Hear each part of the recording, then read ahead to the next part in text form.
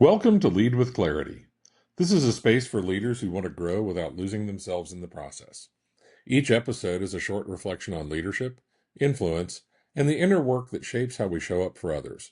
It's not hype, it's not noise, it's just clear thinking for the journey of leading well.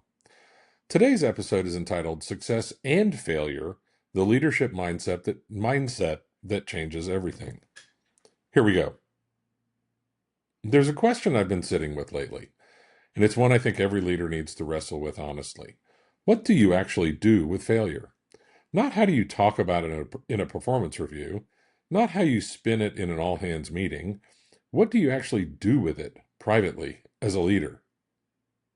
Here's what I've noticed after years of working with senior leaders and executive teams. Most of them are exceptional at celebrating success. They know how to debrief a win, build on momentum, press their advantage. That's a real skill. But when failure shows up, and it always does, many of those same leaders go quiet. They move on fast. They treat the loss like a thing to get past rather than a thing to learn from. And that habit may be costing them. John Maxwell said in his newest book, How to Get a Return on Failure, that we should not be thinking about success versus failure. Instead, we should be thinking about success and failure. Let's think about that again. Not success or failure, not success versus failure, success and failure. Not to get too English major on you here, but that conjunction carries everything. Think about the mental model most of us were handed coming up.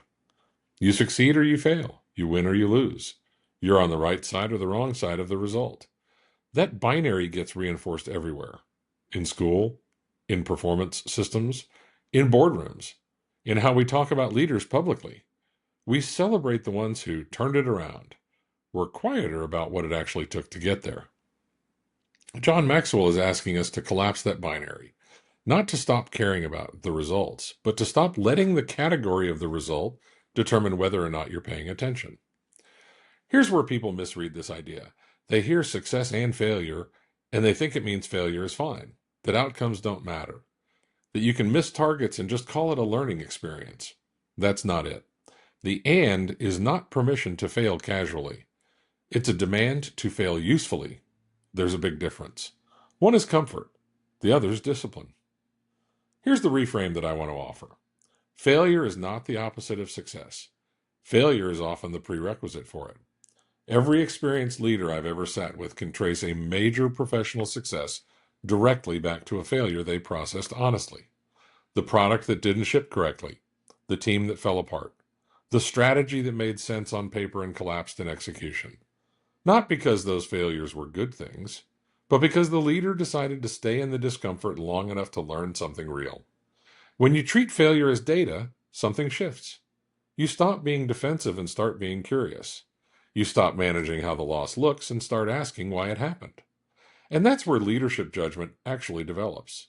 Not in the wins, in the honest accounting of everything. Here's the question I want to leave you with. Think about the last significant failure on your team or in your own work. Did you debrief it with the same energy you would a major win? Did you sit with it long enough to understand not just what went wrong, but what it revealed about your assumptions, your process, or maybe your blind spots? Most of us don't do that. We move on. And moving on feels like resilience. Sometimes it is. But sometimes it's avoidance dressed up as momentum. Maxwell's challenge is to hold both. Be someone who pursues success relentlessly and learns from failure honestly. Build a team where both outcomes are mined for insight, where nobody is hiding a miss because they're afraid of what it says about them. Success and failure are not enemies. They are partners in the development of a leader.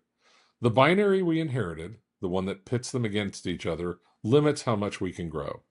Because if failure is always just a loss, we will always be managing our exposure to it instead of extracting value from it.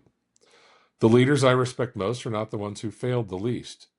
They're the ones who learned the most from what they lived through. And that's what John Maxwell is pointing out.